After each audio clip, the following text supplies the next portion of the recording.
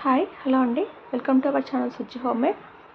ఇవాళ మనం ప్రిపేర్ చేసుకునే రెసిపీ వచ్చేసి సాంబార్ అండి. ఇది ఇంట్లో అందరూ ప్రిపేర్ చేసుకుంటూనే ఉంటారు కదా. నేను ఇంట్లో ఎలా ప్రిపేర్ చేసుకుంటానో మీతో షేర్ చేసుకుందాం అనుకుంటున్నాను. సమ్మర్లో మనం ఏ కూరగాయలు చేసుకోకపోయినా ఇలా సాంబార్ చేసుకుంటే హ్యాపీగా ఈజీగా తినేసేయచ్చు కదా. ఇంకా లేట్ చేయకుండా రెసిపీలోకి వెళ్ళిపోదాం. సాంబార్ ప్రిపేర్ చేసుకోవడానికి నేను ఒక పెద్ద సైజు మునక్కాడలను తీసుకున్నానండి. దానిపైన ఇలా పీల్ తీసేసి పెట్టుకున్నాను. తర్వాత సొరకాయ ముక్కనండి ఒక హాఫ్ వరకు కట్ చేసుకొని పెట్టుకున్నాను. ఇంకా ఒక పెద్ద సైజు ఆనియన్ అండి, అది కూడా చిన్న ముక్కలుగా కట్ చేసి పెట్టుకున్నాను. ఇంకా ఒక టొమాటో కూడా తీసుకున్నాను. 3 నుంచి 4 పచ్చిమిర్చి కూడా మధ్యలోకి ఘాట్లు పెట్టి కట్ చేసుకున్నాను. ఆ తర్వాత ఒక క్యారెట్ తీసుకున్నానండి. దీన్ని ఇలా రౌండ్గా కట్ చేసుకున్నాను. ఇంట్లో ఏ వెజిటేబుల్స్ ఉంటే అది తీసుకోవచ్చండి. నేను దొండకాయలు ఉన్నాయని చెప్పి ఒక 3 వరకు తీసుకున్నాను. ఇంకొక కప్ వరకు చింతపండుని నానబెట్టి పెట్టుకున్నాను. పప్పుని కూడా కొంచెం పసుపు కారపొడి వేసి ఉడికించి పెట్టుకున్నానండి. ఇప్పుడు మనం స్టవ్ ఆన్ చేసుకొని ఒక పెద్ద కడాయి పెట్టుకొని అందులో 3 నుంచి 4 టేబుల్ స్పూన్ల వరకు ఆయిల్ వేసుకోవాలి. ఈ ఆయిల్ కొంచెం వేడెక్కాక ఒక స్పూన్ వరకు జీలకర్రని, ఇంకొక స్పూన్ వరకు ఆవాలని వేసుకోవాలి. ఆ తర్వాత మనం కట్ చేసి పెట్టుకున్న ఉల్లిపాయ ముక్కల్ని కూడా ఇందులోనే వేసుకోవాలండి. ఛానల్ని ఫస్ట్ టైం చూసే వాళ్ళైతే సబ్స్క్రైబ్ చేసుకోండి. ఒకవేళ మీకు నా రెసిపీస్ ఎలా అనిపించాయి నాకు కామెంట్ సెక్షన్లో చెప్పండి. మీకు ఒకవేళ నచ్చినట్లయితే లైక్ చేయండి, షేర్ చేయండి, సబ్స్క్రైబ్ చేసుకోవడం మాత్రం మర్చిపోకండి. చూడండి, ఇప్పుడు నేను ముందుగా కట్ చేసి పెట్టుకున్న పచ్చిమిర్చిని ఇందులో వేసుకొని ఇలా ఫ్రై చేసి పెట్టుకోవాలి.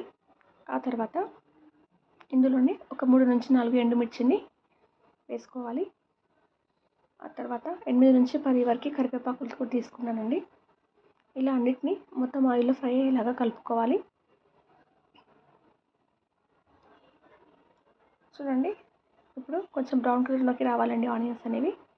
ఇలా ఫ్రై అయిన తర్వాత ముందుగా కట్ చేసి పెట్టుకున్న వెజిటేబుల్స్ అన్నిటిని ఇందులో యాడ్ చేసుకోవాలి. ఈ వెజిటేబుల్స్ అన్నిటికీ నూనె బాగా పట్టేలాగా కలుపుకోవాలండి.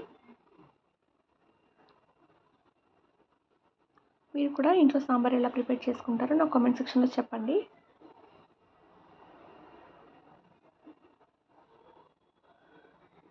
ఇప్పుడు మనము ఇందులో ఒక హాఫ్ స్పూన్ వరకు పసుపుని, 1.5 స్పూన్ వరకు సాల్ట్ని, అలాగే ఒక స్పూన్ వరకు ధనియాల పొడిని, ఇంకా ఒక స్పూన్ వరకు కారంని వేసుకుంటున్నానండి. నేను కారం ఎక్కువ వేసుకోవట్లేదు. ఇందులో ఒక హాఫ్ స్పూన్ వరకు జింజర్ గార్లిక్ పేస్ట్ని వేసుకుంటున్నాను. నేను ఆల్రెడీ పచ్చిమిర్చి తీసుకున్నాను కాబట్టి కారపొడి ఎక్కువ వేసుకోవట్లేదండి. చూడండి, ఇలా మసాలా పొడులు అన్నీ ఈ వెజిటేబుల్ పీసెస్కి అన్నీ పట్టేలాగా ఇలా కలుపుకోవాలి.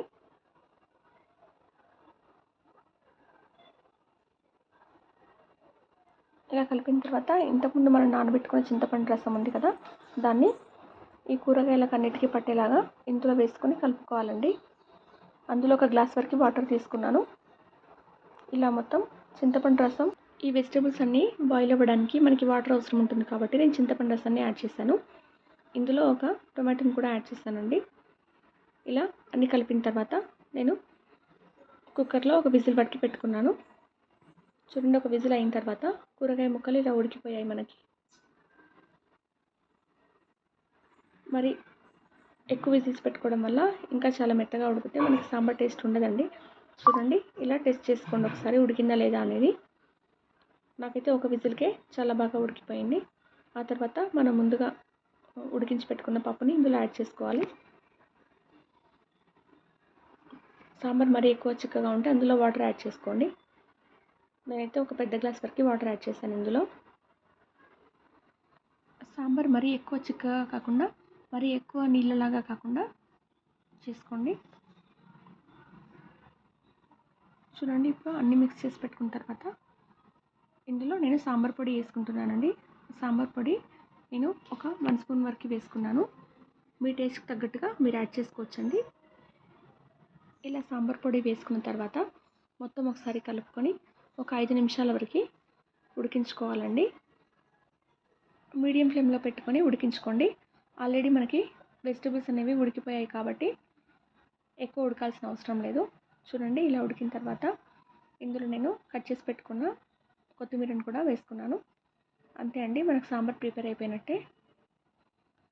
మీరు కూడా ఒకసారి ఇంట్లో ట్రై చేసి మీకు టేస్ట్ ఎలా వచ్చిందనేది నా కామెంట్ సెక్షన్లో చెప్పండి. మీరు కావాలంటే కొంచెం బెల్లం ముక్కను కూడా యాడ్ చేసుకోవచ్చు. చూడండి ఇప్పుడు ఇంకా ఇలా మొత్తం కలిపిన తర్వాత మనం స్టవ్ ఆఫ్ చేసి పెట్టుకొని సర్వింగ్ బౌల్లోకి తీసుకోవాలండి. ఇంతే, చాలా ఈజీగా సాంబార్ ప్రిపేర్ అయిపోయింది కదా. ఈ రెసిపీ మీకు ఎలా అనిపించింది అనేది నా కామెంట్ సెక్షన్లో చెప్పండి.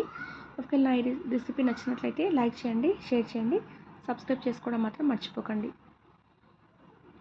Thank you for watching.